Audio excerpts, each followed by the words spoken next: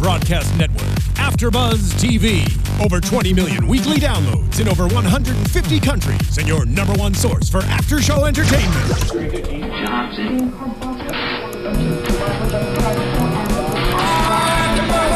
AFTERBUZZ TV, the destination for TV superfans, producing aftershows for over 300 of your favorite TV shows, interviewing celebrities and showrunners, and bringing you behind-the-scenes exclusives. All thanks to E! Entertainment's Maria Menounos, producer Kevin Undergaro, and internet leader Akamai. Now, let the buzz begin! Hello, AfterBuzzers. Welcome back to the mid-season finale of the original Season 3, Episode 9, Savior. I'm your host, Roxy Striar, alongside some amazing panelists. We stole her yet again. It is Sam Davidson. Hey guys, thanks so much for having me. You can find me on Twitter at SamD43. And our chat mistress, Tiona Hobson. Hey everyone, you can find me at the Tiona Hobson, and I'm also in our YouTube chat role right now. Are you gonna love us even like a fraction as much as you love them tonight? Are you gonna show us any love? In the Christmas spirit, I will send you guys some love as well. Because I actually have things that I want to say out loud. Oh, I'm so happy to hear that. In the same spirit, I will give a shout out to our two other panelists who we love and miss tonight, Katie Campbell, that's Katie with 3 E's, Campbell, and Donald Romaine, who's at Tigris Hobbs. So we love you guys, and we're sad you can't be with us tonight, but we will definitely be hearing from you this week on social media about your thoughts on tonight's episode, because holy originals tonight. I can't believe we watched this separately. You guys saw my reactions getting out. I'm in freak out land right now. How are you feeling? I'm feeling upset. I know you guys aren't a Camille fan, but I think that she is what is slowly turning Klaus human. So we've seen him on a killing spree enough times. I'm done. I have a lot of feelings, but I mean, I did just look at something. I don't even know how to put into words what I think right now. You just looked at what something? I just looked on IMDb to see if Camille was really dead. And what okay, spoiler alert. It still says she's in all the rest of the season's episodes. Okay, so. All right, well, I have something to say on that. Number one, if you are a series regular, you are she's credited for all of the episodes. Yes. So, if they didn't know what they were doing with her, then she still would be credited, but I'm not surprised. Remember, there are things like flashbacks. Yes. And also things like vampires. But we'll get into that later. For the most part, I really enjoyed tonight's episode. I jumped up and down a couple times. Sam can tell you guys. I was sitting on my chair, and then I ended the episode standing because I just couldn't take it. I was so anxious. I thought you threw your headphones at I one mean, point. I thought about throwing a stool a couple times, but, you know. I just felt like it was surprise after surprise after surprise. Like, I was not expecting any of that whatsoever, and then all of a sudden I was like, oh, that's the twist that everybody was just tweeting about. No, that's the twist that everybody was just tweeting about. Like, blew my mind on so many occasions. Okay, let's get into it though. Let's talk specifics here. Marcel, who is turning out to be, has been for a while, one of my favorite characters. I love Marcel, and I love how he's kind of like got his hand in all the different honey jars. What's that expression? Honey pots? I think yes. Is it cookie jars? Cookie jars? He's got his hands. It can work with honey as well if you're but if it's honey, then he's sticky, maybe. I don't think he's sticky yet. I think he's pulling cookies from people. Like the Grinch, but Santa. He's a good guy. He is. He's the best.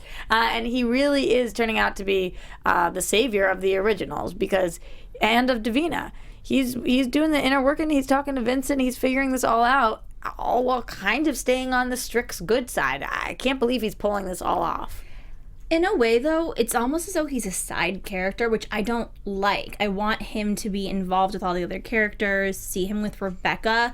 I really wanted to see them reunite when she came back, and it's just like he's kind of a side note when originally he was see what you did there in the center of things. I do miss him being at the center of it all and actually a part of the core group of people here. I know the the show is about the originals and the siblings, but I always felt like from season 1 that Marcel was a part of that, and slowly he's been kind of pushed to the outskirts. I agree with that, especially because tonight was Christmas, and we watched him spend it alone in his gym, and that devastated me because I feel like a year ago he would have spent, well, he might have not been good with Klaus then, but he would have spent it with somebody in the family. Like, I just hated watching him alone, and yes, it was sad, but he also is doing so much good. He kind of saves what's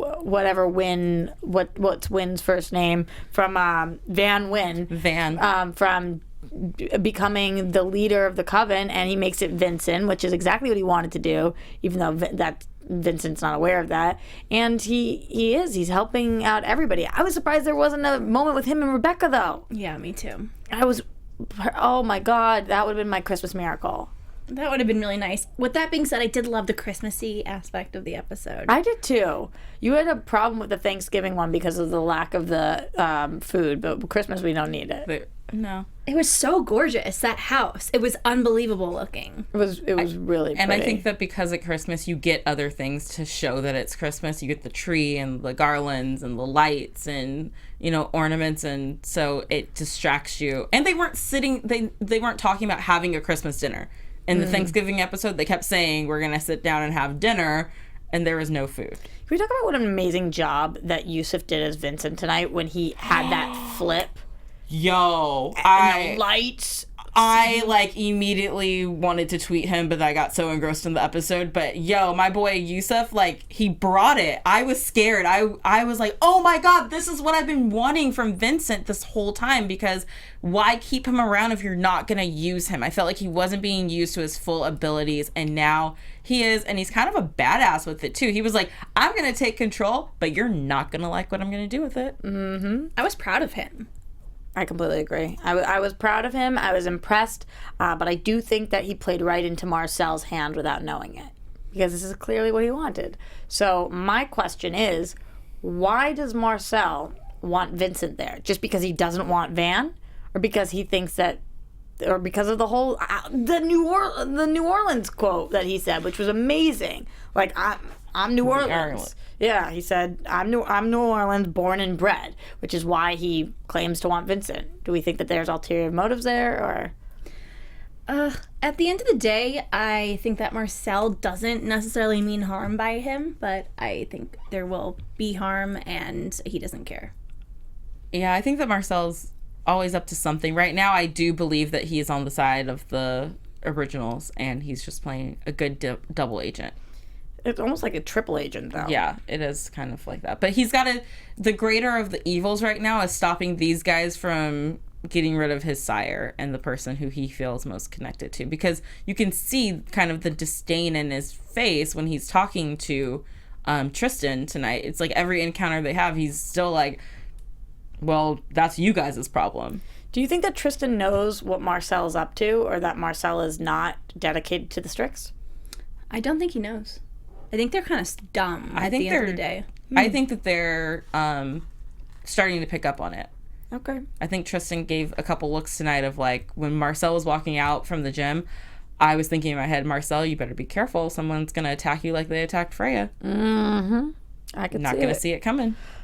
All right, I'm really proud of you, T, for waiting however many minutes we have been on the show so far to not have mentioned your boy Jackson yet. Yes! I know. And you knew it was coming. I know. Tonight, Jaylee, whoa.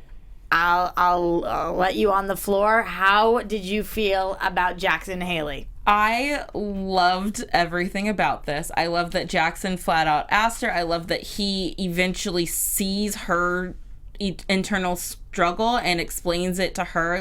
I get it now. It's like a pack. And, I saw one of my people being attacked, and it's an instinct. I just acted on it, and sometimes there's nothing you can do about that. I thought that it was very beautiful to see this relationship blossom. Do I think it's the end of their marital problems? No. Do I think they'll stay together forever? Probably not. But in this moment right now for Christmas, and then he made sure that Hayley got her Christmas with the family that she always wanted at the end of it too, and I was just like, you know what, this is a guy who's trying, and I thought that he was a ridiculously good husband tonight. Yes. But I have a problem because I'm with you and I love Jackson. I really do. And I like Jaylee. Here was the quote that Hayley said. My feelings for Elijah are complicated, but that doesn't mean that I love you any less, Jack. I chose you and I choose you again every single day. Can't that be enough? I loved that quote. I wrote that down too, but I liked it for different reasons. I love that quote, but I don't think, for me, if I was Jackson, I would say, no, that isn't enough. I don't think it's enough to say my feelings for Elijah are complicated. I would need to hear somebody say, I'm not in love with Elijah. Because she can't say it because I think that she has feelings for Elijah. And that is, not a boyfriend, as a spouse, to me, that's tough. That's a really tough look. But you know what? A lot of people that are married, they love two people sometimes, especially someone that's a hybrid. I mean, all their emotions are crazy. She was honest with him. She was honest. Which made me think that they do have a future. If he can accept that and she was honest with him and he can support it, then like that, this can work for a little while. I agree with both of you. I think that her saying this is being honest, and she's saying it, but she says, I continue to choose you every single day, which is a great thought on the outside, but when you really look into it, if I were Jackson, I would kind of feel like I was being settled for. Yes, you're choosing me every day, but at what point do you have to stop making the choice? And I think that's what Jackson's asking her. Yes, I knew when we got married that you still had feelings for this other guy and that it was going to be complicated. It's been a year now. Are we getting better in the scale of feelings for Elijah? Are they going up or are they going down? Because I think after a year of marriage, he expects the feelings for Elijah to be going down, and him being a good husband, the feelings for him to be going up, so that the choice she's making every day isn't as like much to think about. Like, she doesn't have to state like, today I'm choosing to still love Jackson. I want us to compare that quote with something Jackson says to Hayley tonight, which is, I was born to love you, Hayley. Yes. Mm-hmm. And those two quotes are so different. They're both honest, absolutely, and I give them credit for that. But I don't feel like Hayley has ever been both feet in. And Jackson has, and we saw that tonight when he does rescue Freya, when he ends up saying to her, being in the same room as you, even when I'm so upset, is better than being apart from you. He is all in, and she is not, and I don't think you can argue otherwise. I don't disagree with you at all. And I'm going to say I am a hopeless romantic. It is my one fault in life. Actually, I have a lot, but that is one of them. I think you're pretty perfect. Thank you. But when he said that, literally, my heart melted, because I would love, most girls in life, or most people in life, would love for someone to say, I was born to love you. No one else but you. But he literally was. And it was a prearranged marriage. Yeah. He was born to love her. And he actually does, because a lot of prearranged marriages, like, yeah, you could be prearranged, but sometimes the love doesn't ever come. Did you guys watch True Blood by chance? No. Okay, well, Alcide, the character, he played a vampire, and there was an interview with the character, Joe Manganiello, who plays him in real life. He said Love him. Yeah, I love him too. But he said that when the main character, Sookie, decided to be with him, he was like, I knew I was going to die, because she's meant to be with somebody else and I was just a roadblock. And both characters are werewolves, and I'm seeing like a parallel. I love Jackson, but I think that she's meant to be with Elijah. Yeah, and the only way though, because he's such a great guy and she loves him too, the only way for that to happen is if he dies. Well, People in the chat roll are talking about Freya and Jackson. I know. Frayson. I see. Fraxon. I see what they're saying there. I have those feelings about something that we'll talk about later when we get to Camille. But while we're on Jackson, when he lifted Freya's body tonight, I was like, and maybe this is because I'm a lover. Because I'm a lover of love. I'm a lover of love. I'm channeling my inner Katie Campbell.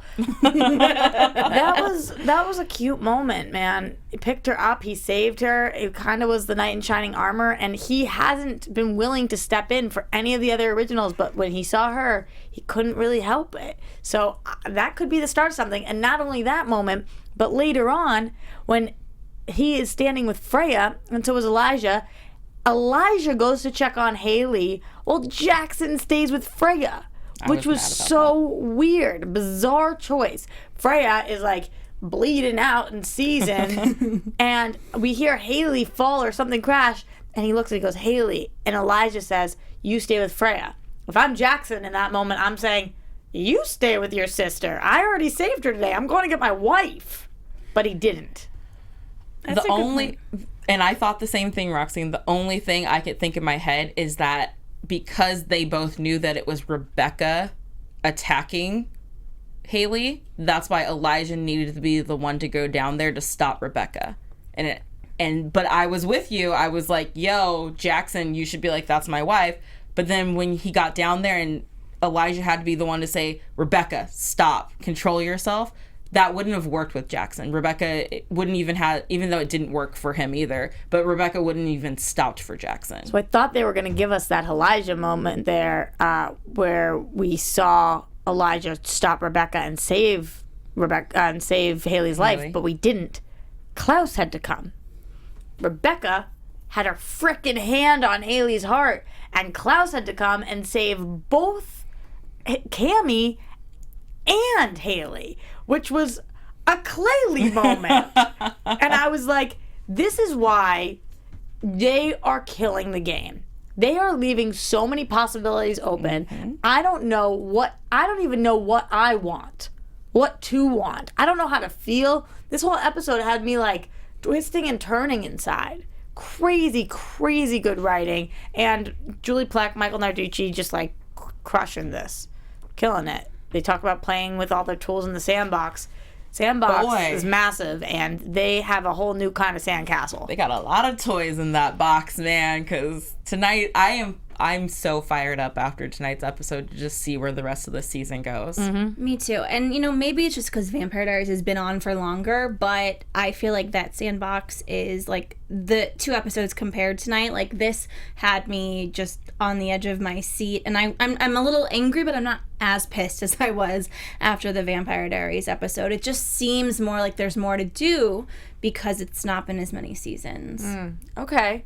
And maybe because we got some Claire Holt back in the building tonight, which the second I see her get undaggered, I'm like, phew, breath of fresh air. My Rebekah is back. This is amazing. Here she is. She's going to kick butt. And then we've got this damn thing on her arm. And I'm like, nothing can kill her. So what the hell is this thing? Well, we can make a very crazy Rebekah here. And oh my God, watching her eyes turn like that, I was so scared of her. I was more scared of her than I've ever been of any of her brothers. That was crazy. Too. She was really crazy. I mean, and I'm going to just refer to her thing on her wrist as her dark mark because, it's just a dark mark there. But I have to say this about Claire Holt. And I love her to death, and I love having Rebekah on here. Everyone knows I love me some Rebekah. But Claire Holt, I need you to stop playing with my heart. Because every time you come back, it's like reopening the wound of losing you. Because I know that by the end of the episode, you're going to be gone again. If on Vampire Diaries, we saw Nina Dobrev just keep popping in, every single time I would be like, duh, what? Yeah. What are you doing to us? I get super excited, and then by the end of the episode, I'm like, how are they going to write her off now? And it's like, okay, this is happening, and we'll get into that later. But quit playing games with my heart. It's so heart-wrenching, and it's just like picking at the scab and let it heal and either be with us or don't be with us. And I hate to say that because I love Rebekah. I love her to death. But every time she's around, I just get so excited thinking like her storyline can go somewhere. and then we have to stop it after 50 minutes or whatever the episode time is. So do you think, like, that's the question, would you rather have her as a series regular or a recurring, which she is but she isn't, or be completely 100% gone? I mean, I would rather, number one, series regular. That would be the best. But if it's between sometimes popping up and never, T, I hear what you're saying, but I'll take any bit of her I can get. I will say this, though. At least make it multi-episodes. Yeah. Make it 3 episodes in a row. Right. So we get a full and complete thing, and it's not just like, oh, week 1 she's here. Week 7 she's here. Week 15, how about 32? Like, you know what the problem is, too, is that when she's in an episode, the other storylines, for me, fall by the wayside a little bit because I'm like, get her on screen as much as they can. Yes. But tonight that didn't happen as much because there were so many crazy things going on that wherever my attention was, I was like, oh my God, this is the craziest part. No, this is the craziest part. So it was interesting to watch her go mad, though, and I was glad that they were able to stop it. But it did seem a little too easy when Freya finally, I mean, Freya went through hell, but when she finally just carves it off, I was thinking, We didn't see it. We both turned our heads. We were like, that was nasty. yeah. I feel that. Pretty intense. But also, Rebekah says towards the end of the episode that it's like Klaus says goodbye to her, and she goes, "But I always come back." It's like, okay, Claire Holt, I get it. Yeah. You'll be back, but when? For how long? Throw it in my face some more. Right there. You guys are pissed over there. I wasn't pissed. I wrote that down early on in the episode, and then when I saw the ending of the episode, I was like, oh, it just kind of drives my point home. How did you guys feel about the Rebekah Hayley moment? When Rebekah was screaming at her and it was so mean, but kind of true. My notes just say Rebekah gets real with Hayley. That's all. Like, she called her out on a lot of things that and Hayley... Klaus, too. I mean, she called them all out on what's going on inside them, but then what's different is that with Klaus, Mark of the Dark Lord, it's okay. Hey, I love it. I love that they're friends. I think it's awesome. And, okay, this is where I'm glad she forgave her because Hayley wasn't the only one whose heart got touched tonight. Rebekah. Did you see what I just did there? Was that a good segue? That was a really good one. Thanks. I'm glad I called it out. Rebekah, this scene was so gut-wrenching, watching Rebekah call back Elijah. So I want to know from you guys, you see Rebekah back. I thought it was going to be Marcel, but it ends up being Elijah that she's looking at. And you see that they're together and that she called him. What is going through your mind? Like, what are you possibly thinking she called Elijah for in this moment after she already said goodbye? I honestly was sitting there thinking, what could she have possibly left behind? What did she get to the airport and her flight was canceled? I did not know what was gonna be coming next. I very ignorantly thought that she just wanted to be like, I love you the most just in case I don't see you again. Straight up feel that. Like, by the way, I couldn't leave yet. I miss you so much. Like, anything. I was like, okay, do something nice. I was not expecting this. Or like, here's your Christmas gift. You're the only one I care to give a gift to this year. I feel so stupid because how many times this season have we heard one by friend, one by foe, one by family? Oh God, I feel so stupid. I didn't. You can connect that? No. Yeah. So, yes. So we've heard it over and over and over again, and we have thought of every combination. But Elijah stabbing Rebekah, not in anybody's predictions. No. I mean, correct me if I'm wrong, you guys at home. If you predicted this, you should be a writer on the show. Because when this, my jaw dropped, my heart sunk. But as soon as she said what was there in her plan, I was like, he has to do it. Has to. There's no stopping this from happening. And I'd rather him dagger her in this way than in like a them fighting sort of way. Because I think that everyone's thought was the family's going to be torn apart. They're all going to be fighting each other. And then someone's going to end up daggered. Props to you, T, because all season you've said to us, guys, prophecies are weird. They work in strange ways. And we've always thought out of anger, won by family. But that's not what happened. No. It was weird, though, that she said, I don't want you to tell anybody. Because now, how's he going to say that part of the prophecy is gone? I don't even think... I mean, they have to be. I don't think they're keeping tabs on it, or at least they haven't mentioned that they're really keeping tabs on it. But I understand why she doesn't want the family to know, because it would distract them from what's important right now. Not that she's not important, but they need to handle the rest of this business, and figuring out how to save Rebekah right now would be a distraction. With that being said, though, I wish they could find a spell to just kind of like keep her good for a little while, which is what she's kind of banking on. But just to know that they're not going to hurt each other. And we're not going to make enemies out of our siblings. And I think that takes like a whole layer of worry away from them. And there's so many layers, like that would be helpful. Here's the dilemma I'm having right now. Friend, foe, family.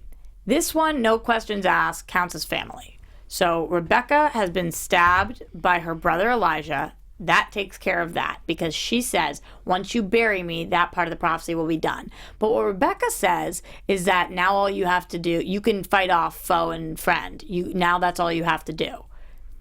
But Tiona already felt like their friend and foe happened. I feel like because we saw Aya dagger Rebekah, and she would be counted as a foe. And we saw Marcel dagger Elijah, which would be a friend. But I think that's why she distinguished tonight that she needs to get buried, because she needs to actually fall, as opposed to Rebekah, who didn't really fall that time because she was back and for the year. Like, I think you need to fall for the year. Fall for the whole year? I think so.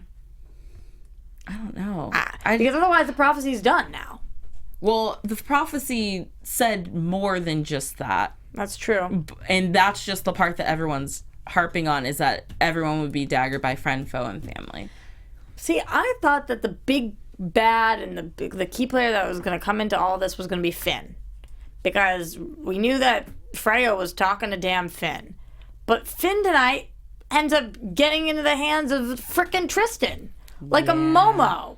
He's always been like the outcast of the siblings. And he said he kind of helped Freya tonight, but it didn't really look like he did. No. And instead, now he's in this necklace, and now he's being used against Vincent to do what Tristan wants, which is just the worst hands it possibly could have fallen into. I have a question about this. Yeah. So, when Finn was in Vincent's body before, he was there and he was acting like Vincent. What can the Strix do with him in the thing to make Vincent so scared? Because they don't have a witch on their side, because Vincent is the head regent witch and controls all the witches, to get someone to do the spell to put Finn from the necklace into the body. Dude, they can find a witch. Some witch. They definitely have a witch. Vincent is the most powerful witch right now, so isn't there a way he can protect himself from this? Isn't Aya a witch? Yeah. Maybe, yeah. But, like, there has to be a way that, as the regent, he can protect himself from this. And I think that intimidation tactic was too easy, because Vincent was talking way too big a game. Maybe. For him to be silenced by that. I was desperately missing Davina. Me too. I love her so much. And when we have back-to-back weeks without her, it pains me. But it did pain me in the past to see her go down a bad path, because I think she's so inherently good. So yeah, that's true. That is true. Oh, the other part of Christmas I loved was the bonfire part of it. I wanted to see them do it. She held their hands. Rebekah did. I just, like, I randomly almost cried. I felt like Katie. I know. I get that. I wanted to see, like, some sort of, like, hear what their hopes were. And it just was so sad watching them together. And then it was sad. Okay. That was the family. And that was the stabbing. And I thought, that's the episode. That was everything. Nope. That's what we're going to get. I was the most wrong. My jaw's already on the ground. I'm already with my hands above my head. And then we get the frickin' Camille situation. Are you kidding me? Which part? I want to know what you're most mad about. Like, the fact that they finally kissed and did it, or I'm not mad. Had sex. I know you're missing Caroline. Like, drink. Which was the hardest part for you? The journey. Okay. Because we start with the looking at each other and I can't save you while I save my sisters, come with me, and all of that. And then we build to the moment they have together, and he says, I don't want to look at you through the glass, and she says, what do you want? We have the kiss. And do you know what my thought was here, T? I go to myself, I guess I have to get on board. Okay. Just like, you don't have a choice at this point. Get on board or get left behind, because they're doing the damn thing. This is what this show has decided. They have decided to go down the path of Camille, so just start to like it. And then, as I'm finally, after 3 seasons, deciding this, they effing kill her. They didn't kill her, guys. There's just no way. Okay. So I want to say, Roxy, I was on that same journey with you. And I even wrote in my notes, because they've been making sex eyes at each other all freaking episode. And I told Sam this, that basically to be Joseph Morgan's wife must be a real treat. Because if you're in a party and he looks at you from across the room and gives you that smother that he gives in this show, you're like, oh yeah, I'm going home and I'm going to get some. Like, that must be the best turn on ever, because he gives the best crazy sex eyes. So I fall in love with whoever he is falling in love with. Because I fall in love with him and I'm like, oh my gosh, dream guy staring at me, saying the perfect things to me. So I was finally like, okay, I'm excited. They kiss. I'm so excited right now. Oh my gosh, like, it finally happened. Klaus is happy. I'm happy, because his happiness is my everything. And then that happens. But I will say that there was a comment on the chat roll earlier from Kristen Freeze, and it said, Leah Pipes put a picture of her on set and it shows her with what looks like a daylight ring on her middle finger. Hashtag Vamp Cammy. Yeah.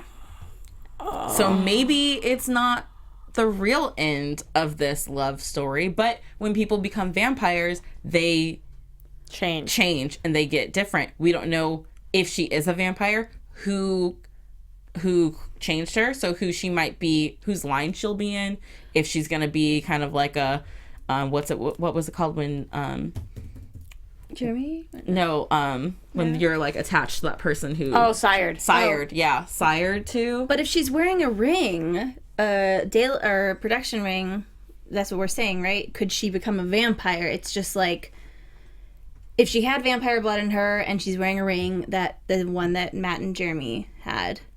No, daylight ring. Oh, you're saying daylight ring? Yeah, sorry, what did So I it's say? vampire. No, you said daylight. No, sorry, I just thought people were saying like similar, the ring that Matt and like Jeremy comes out to had. life. Yeah. I mean, that could be it, but I don't think so. Well, I feel like it could be interesting because she would slowly start to follow her brother's footsteps, the one that died, of going crazy. Yeah. And I have to read the text that I got from Katie Campbell, because she couldn't be here tonight, but she texted me, lover of love. Katie says yay. We know she loves Klaus and Camille. She said, Tiona, I literally screamed so loud and started crying when Camille and Klaus kissed. And then I sobbed for like 10 minutes when the show ended. LOL, what is wrong with me? Nothing's wrong with you, Katie. You always cry and we love it. And I'm sure everyone knew that you would cry during this episode. Here's the deal. I don't care who it is you ship. You're allowed to ship whoever you want. Ship away. Ship your heart out. Even if it's the opposite ship of mine, it's so important on these kind of shows to get attached to that. So I feel her. She's loved them from day one. Mm-hmm. If somehow Caroline had been murdered after her and Klaus, I don't even know what I would have done with myself. And by the way, to all the Caroline fans out there, I find it unbelievably amazing how long that we have stuck on this and how many tweets I got today being like, now Caroline can live. I just don't feel like it's where the show is going. But I'm with you guys. With it 100%. But then now I was like, okay, Camille, and then I understand the whole Clayley thing. This is tough, dude. It is. And I mean, don't you guys feel as though Camille has made Klaus a better person and we'd like to see him be sweet? Why don't you like them? Because she is slowly making him more human, which is the opposite of how we met Klaus like 6 years ago or whatever. Will she make him more human if she becomes a vamp? I guess we will see. I think that it will be so interesting if... I think Aurora turned her. And that's so weird to me because if Aurora turned Cammy, she made Cammy live forever. And why would she not just kill Cammy? So maybe Klaus... Like, how did Cammy get blood in her system? How did all this happen if she's a vampire? Maybe she wants Cammy to turn into a monster so Klaus doesn't love her anymore. Maybe Leah Pipes posted the picture to confuse us all. There's a lot of questions. We have a lot of questions, and we will try to answer some of them in predictions. And now, your AFTERBUZZ TV predictions. First prediction that I will give is that we are moving to Friday nights, which we briefly talked about, but this was the last time that this show is on Thursday. We are now moving to Fridays, which, you know, it is what it is. It hurt. It's a bit of a dagger. Yeah, it's not as bad as getting your throat slit, and it's definitely not as bad as being in bed with somebody who got their throat slit, but it's kind of like having somebody reach around your heart and hold it, like a Hayley moment. I would say it's that bad. Yeah, or have a dagger stuck in you like an original for a little while. But not that long. No, not that long. Yeah. And we didn't really touch on this too much, but the medallion that the Strix stole when they attacked Freya, we don't really know what it... Well, we know what it does, but, you know, we don't know what their plans are with it because Freya said that the only way to get rid of it is to use it and to trap something else inside of it, which is a very similar thing to what's going on the Vampire Diaries with that dagger that kind of puts vampires in their own personal hell of whatever. So, I don't know. I just feel like there's so many similarities between the two right now. People in the chat room, they mentioned something about talk about the spoilers from the crossover episode. I have not seen anything official. So if you guys have something official that you can share with us about a crossover event between the two episodes, please share it because I pray for this daily, just like I pray that Claire Holt will become a series regular again every day. Tiana's serious about that, guys. She got her serious face on there. It needs to be official before she's into it. I feel you on that. Yeah. This is what I wrote down watching scenes from after the New Year that we're gonna see. Vengeance, Klaus, prophecy. Ooh. Isn't that deep? Yeah. It's like a little poem. It's very vague. Vengeance, Klaus, prophecy. I mean, what are you guys thinking? What are the predictions over there? So many things are happening that I don't know what to predict, but I predict that... Steal something from the chat. That's what I usually do. If I chat Mistress, I try to see if they'll predict something great, and then I take credit for it and say it out loud. That's not right. Hashtag honesty, which is this episode. Yeah. There hasn't really been any predictions in here yet. So, okay, well, guys. So we'll let Sam start, and then I'll get back to it. Step up your prediction game. Okay. All right. Well, I think that Jackson is going to die a very sad, tragic death. Soon? Yeah, by the end of the season. Somebody memed that with Tiana's face looking at you. You missed what she was doing behind your back. I don't want it to happen. I would love him to be with Freya, to find someone else to pair him with to keep him relevant. I think that would be awesome, but I just don't do that to me. I just don't agree that he should have to die. But I also don't think that Jackson's going to die now because they slit Cammy's throat. Because it took Klaus forever to get with Cammy, and when they finally did, she was taken away from him, and they're using that as a motivation to get Klaus to kick the Strix's ass. They can't then turn around and have Hayley's husband killed because of something else, because it's just, you don't do that to two characters in the same season or that close to each other. So Jackson's going to be alive now because they killed Cammy. Is Cammy dead? No. Well, if you say dead as vampire dead. No, dead as in dead, not a vampire, dead. No way. No. I feel like she's not, but I want to say yes because out of all the bodies we've ever seen dead before, that slit through the neck, that was a kill shot, and that is a dead shot, and we haven't seen her take any vampire blood in the past 2 days. We know she's been with Klaus for at least a couple days because she said it at the beginning of the episode. I want to say yes, but I know every bone in my body says that she's not actually dead. Let me just make a interesting parallel to Caroline in the Vampire Diaries. A lot of people didn't like her as a human. When she turned into a vampire, she was badass. The best parts of her were amplified, so maybe that's going to happen to Cammy. That could be true. It could be true. What about Aurora's episodes that she's having and then she doesn't have in that moment with Tristan with the piano? I literally think Klaus is going to cut her head off and, like, just murder her. Like Game of Thrones style. Like, put it on a stake. All right. I could see it. Any other predictions from you guys? Aurora... Gosh, I love that crazy, crazy woman. Yeah, I do too. I love her. I forgot to read this comment on air last week, but it was my favorite comment of last week, and I don't remember who said it, but they said that Aurora reminds them of Roxy. They're both crazy bitches. and it just made me so happy. On that note, where can the people find you, Sam?